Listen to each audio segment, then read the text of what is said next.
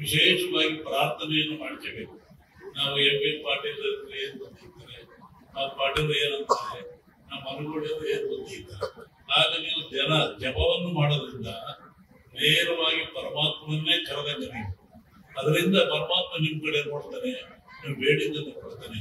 ವಿಶೇಷವಾಗಿ ಪೂಜೆ ಪುರಸ್ಕಾರ ಜೊತೆಗೆ ನಿತ್ಯ ಧ್ಯಾನವನ್ನು ಮಾಡಿ ಒಂದು ಅರ್ಧ ಗಂಟೆ ಲೋಕ ಧ್ಯಾನ ಮಾಡಿದ್ರೆ ಬರ್ತಕ್ಕಂಥ ಆಪತ್ತುಗಳು ಹೋಗ್ತವೆ ಅನ್ನೋ ಮಾತನ್ನು ಹೇಳ್ತಾ, ಈ ಮರವಳ್ಳಿ ಅಜ್ಜ ನಮ್ಮ ಮಠಕ್ಕೆ ಬಹಳ ಬರೋರು, ಮಂತ್ರಿ ಆಗಿದ್ದೀನಿ ಬರಲಿದ್ದರೆ ನಮ್ಮ ಮಠಕ್ಕೆ ಬಹಳ ಬರೋರು ನೋಡಿ ನಮ್ಮನ್ನ ಬಹಳ ದೂರ ಬರ್ತಾರೆ. ಪಾಟೀಲ್ ಹೇಳಿದ್ರು, ನಾವೊಂಥರ ಆನೆ ಇದ್ದಕ್ಕೆ ಎಲ್ಲಿ ನೀರು ಉಳಿಸಿದ್ರೆ ಅಲ್ಲೇ ಇದ್ದು ಬಿಡ್ತೀವಿ ನಾವು.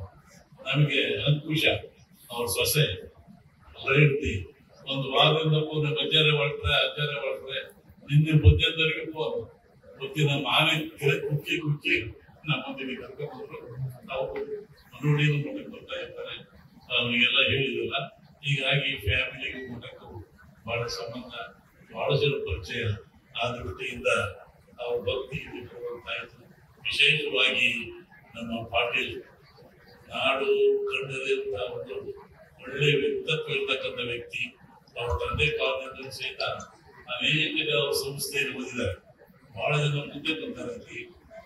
ಡಾಕ್ಟರ್ ಹೇಳ್ತಾ ಇದ್ರಿ, ತುಂಬಾ ಸರ್ವಿಸ್ ಮಾಡ್ತಾರೆ ನಮ್ಮ ಸಂಸ್ಥೆಯಲ್ಲಿ ಅಂತೇಳಿ, ಸಂದೀಪ್ ಅಂತ ಹೇಳಿ. ಹಾಗಾಗಿ ಬಹಳ ಜನಕ್ಕೆ ಜೀವನ ಕೊಟ್ಟಂತ ಎಂ.ಬಿ. ಪಾಟೀಲ್ ಮತ್ತೆ ಅವ್ರು ಮುಖ್ಯಮಂತ್ರಿ ಆಗಬೇಕು ನಾವು ಬಹಳ ಪ್ರಯತ್ನ ಪಡ್ತೀವಿ. ಆಮೇಲೆ ಈಗಾಯ್ತು, ಮಕ್ಕಳು ಬಂದ್ರು ಹಾಗಿದ್ದಾರೆ. ಆ ದೃಷ್ಟಿಯಿಂದ ಮುಂದೆ ಒಂದಿನ ಒಂದು ಚಿಂತೆ. ಮೊನ್ನೆ ಸಿದ್ದರಾಮಯ್ಯನವರ ಮಾತಾಡ್ತಾ ಇದ್ದಾಗ ಒಂದು ಪ್ರಶ್ನೆ ಬಂದರು, ಉತ್ತರ ಕರ್ನಾಟಕದಲ್ಲಿ ಯಾರು ಮಾಡಲೇಬೇಕು, ಅವ್ರನ್ನ ಬಾದಾಮಿ ಕಳಿಸಿದ್ರು ನಾವೇ ಎಲ್ಲ ಹೇಳಿ ಹೋಗ್ಲಿಕ್ಕೆ ಅಂತ ಬಂದ್ರು. ಮೊನ್ನೆ ನೀವು ಉತ್ತರ ಕನ್ನಡ ಮಾಡ್ಲೇಬೇಕಲ್ರಿ, ಅವರಲ್ಲೂ ಈ ಸಮಾಜಕ್ಕೆ ಮಾಡಬೇಕು ನೀವು ಅಂತ ಹೇಳಿದಾಗ ಇವ್ರ ಹೆಸರು ಪ್ರಸ್ತಾಪ ಆಯ್ತು. ಬಹುಶಃ ಇವಾಗ ಇರ್ಬೋದು ಕಾಣುತ್ತೆ. ನೀವು ಡೈಲಿ ಒಳಗೂ ಮಾತಾಡ್ತಿದ್ದೆ, ನೀವು ಕಾಂಟ್ಯಾಕ್ಟ್ ಇದೆ. ಹಾಗಾಗಿ ಅವರು ಆಗಲಿ ಒಳ್ಳೆ ಕೆಲಸ ಮಾಡಿದ್ದಾರೆ.